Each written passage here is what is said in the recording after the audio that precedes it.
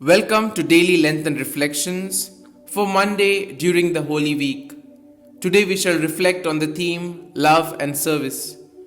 The act of service is unique to human being given by God. It comes from within our hearts and out of our love and generosity.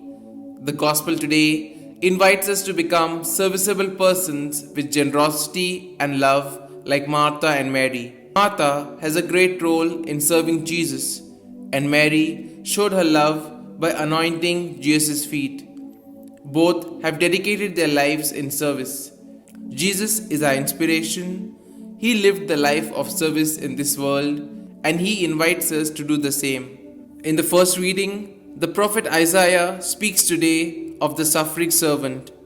The suffering servant is one who is willing to risk all, even life itself, to manifest the power of love. For ourselves as Christians, the suffering servant is Jesus Christ. Jesus is God's love revealed. Through His passion, suffering, and death, we see that love changes everything. The Gospel of John brings us back to Bethany and the home of Martha, Mary, and Lazarus. Jesus is among the friends that He loves.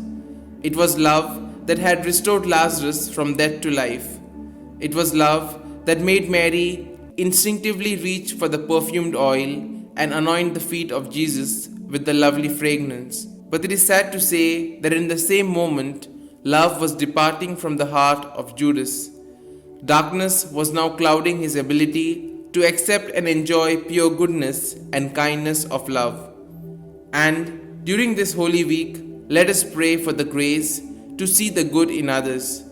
The great temptation is to be suspicious, to be judgmental, to be envious, and to question the motives of others.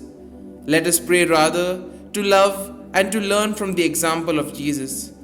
If we strive to live that kind of love day by day, then we will come to a greater belief, as Jesus has taught us, that love changes everything.